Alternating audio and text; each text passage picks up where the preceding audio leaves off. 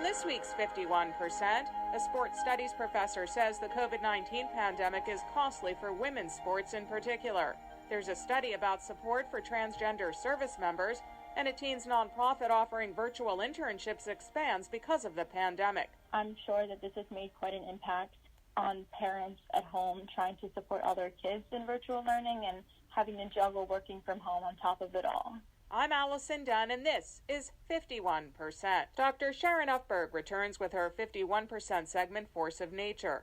This time, she interviews the founder of Interns for Good, Ellie Zimmerman, who will be a high school senior. She's in Westchester County, New York. Zimmerman's nonprofit provides high school students an opportunity to offer digital support to nonprofits through virtual skill-based internships. And when the COVID-19 crisis hit and students and teachers took to virtual learning, interest in virtual help with homework and tech support took off.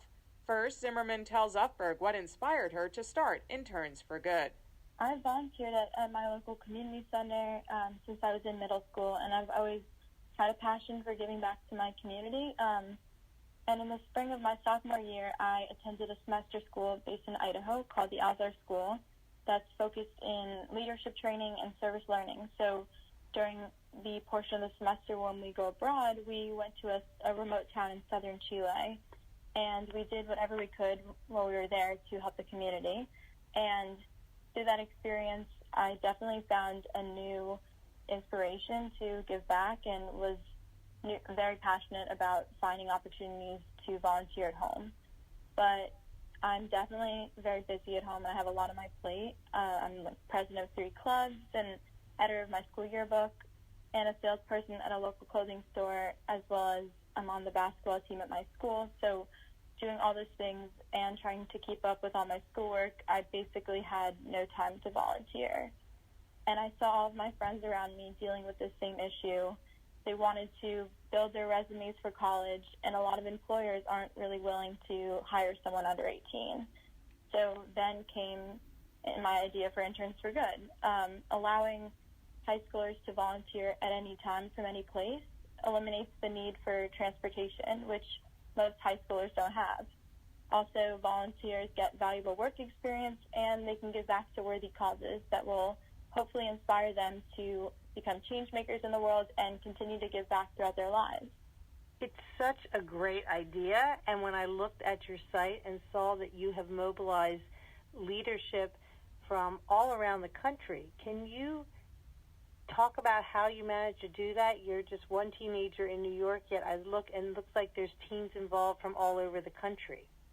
Yeah, absolutely. So I love my leadership team, but initially I only had around 100 or 120 volunteers when I first started off, and I was receiving so many internships from nonprofits and was so overwhelmed.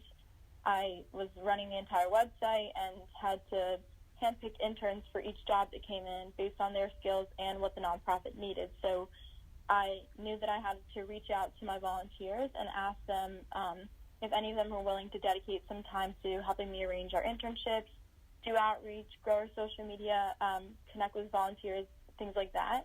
And I was so happy when 18 of them got back to me and they wrote these inspiring messages about why they wanted to join my team and make an impact in any way possible and how dedicated they were to the cause. So we began by putting into place a weekly Zoom call, and they helped me create a Slack channel, which we now communicate with each other through, and all of our volunteers multiple times a day. So each of our members of our leadership team dedicate around 5 to 10 hours a week to helping me run Interns for Good, and they have designated roles based on their skills, whether it be managing our Facebook page or connecting with nonprofits. But we all support each other to make everything happen, and we honestly have just created such great friendships with one another and such a sense of community among all of us that's really awesome and heartwarming for people from all across the country and from all different walks of life. I'm so fascinated to hear a little bit about what kinds of projects your teams have been working on. What kinds of, I know things have shifted with the COVID-19 crisis, and I want to get to that. But first, initially, what kinds of projects were the team being asked to do? So We have a lot of projects, and they range from short-term projects to long-term projects based on what the nonprofit's needs are.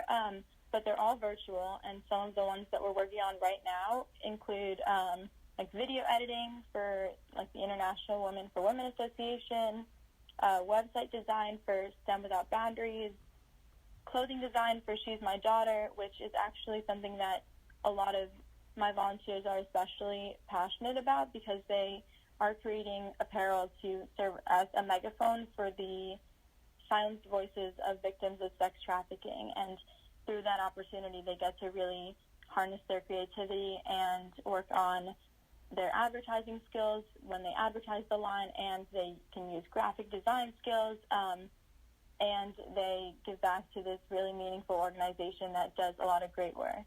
I'm sure you were knee-deep in all of this work when COVID-19 hit, and I'm so impressed of how your organization really pivoted to start helping immediately teachers and parents. Can you talk a little bit about that, how that happened, and, you know, what kinds of projects you've ended up doing now? Yeah, so my aunt is a learning specialist and a second grade teacher at a school in Harlem, and she, when this was all going on at first, she was telling me about how the teachers at her school told her that the lesson plans they used in the classroom aren't as effective through the screen, which most of my volunteers have experienced firsthand as high schoolers during this time and have been doing virtual learning themselves. She told me that they had to quickly transition to using technology that's challenging, especially for older teachers and for parents of the students. So during this time, a lot of parents not only have to work from home, but they also have to somewhat take on the second job of teacher so that their kids can understand material like they would in their normal classrooms and keep up with all of their homework. So screens are absolutely creating a learning barrier, and I've heard from not only my aunt but from other teachers that young students can't be expected to learn without these engaging lessons that can capture their short attention spans, and that the quality of work that young kids are producing is much less than what they would do in their traditional classrooms.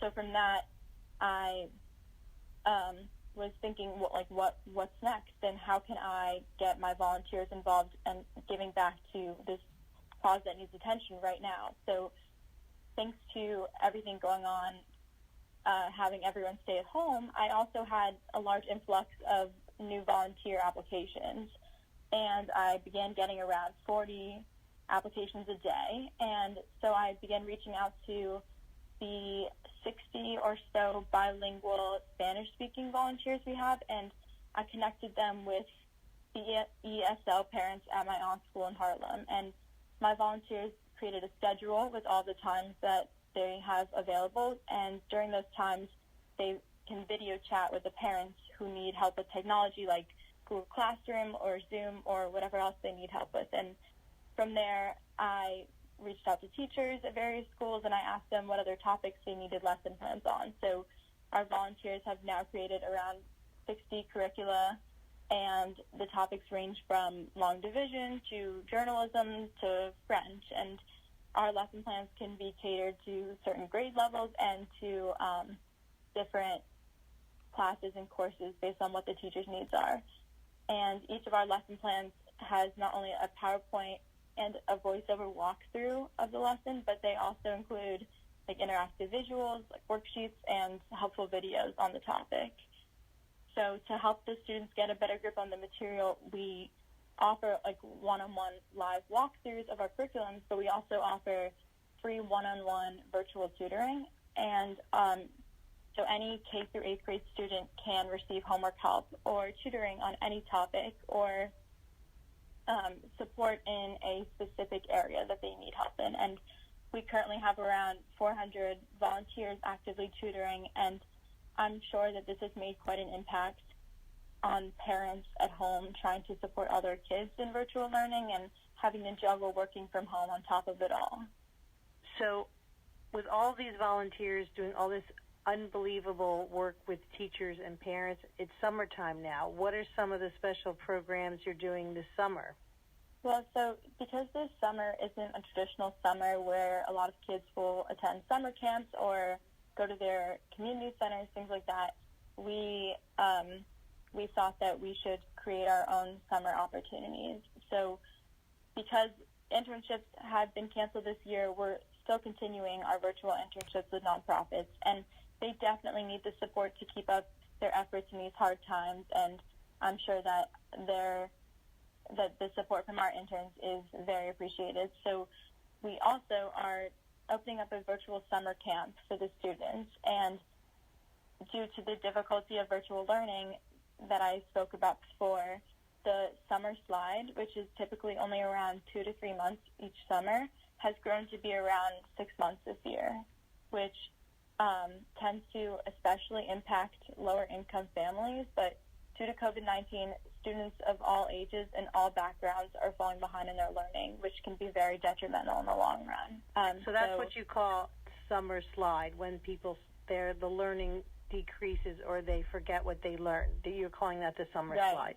Okay. Absolutely. Mm-hmm. So Interns for Good is offering a summer camp that is providing structure in the young students' days, and they're probably going crazy, cooped up inside without anything to do.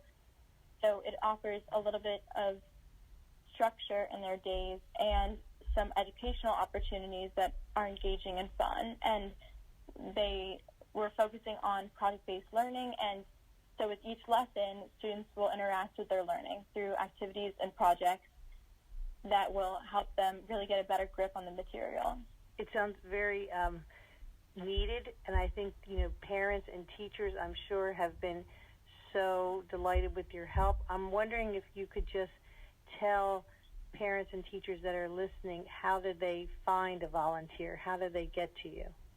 Yeah, so on our website, which is internsforgood.org with the number 4, we have a Google form for teachers or parents to fill out to request tech support, and a separate one for custom lesson plans, and a separate one for a virtual tutor for their student. And so on our homepage, it's designated with text that says, find a virtual tutor for your student, request a custom curriculum, fill out this for tech support. And once they fill out these forms, we then pair them up with one of our volunteers with the request based on the skills needed and the skills that our volunteers can provide.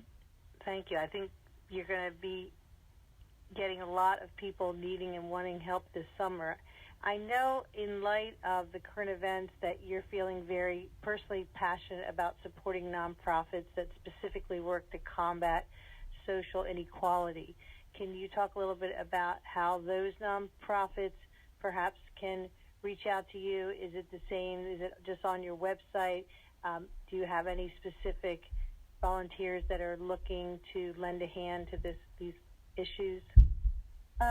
Yes, so we have an entire group, around 70 volunteers who are driving our Black Lives Matter volunteer opportunities. So a lot of them are working right now to reach out to nonprofits that are working towards in the fight for the Black Lives Matter movement and in the fight against systemic racism. And so we have a whole team of them working to create art to send to these organizations, working to come up with apparel that they can sell with their designs on them and donate the profits to these organizations, as well as reaching out to local politicians and sharing all that they're doing and the content that they come up with these politicians, so that hopefully they can leverage their publicity and share them even further to raise awareness about the cause and to inspire others to do the same.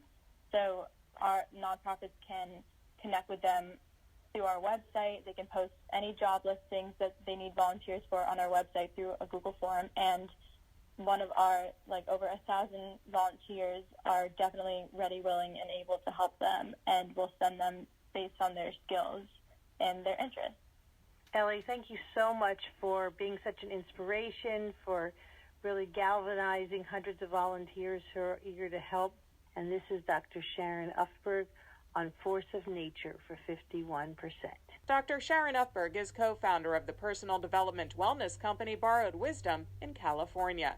By the way, the summer camp was set to launch at the end of June and run through the summer in 2-week modules.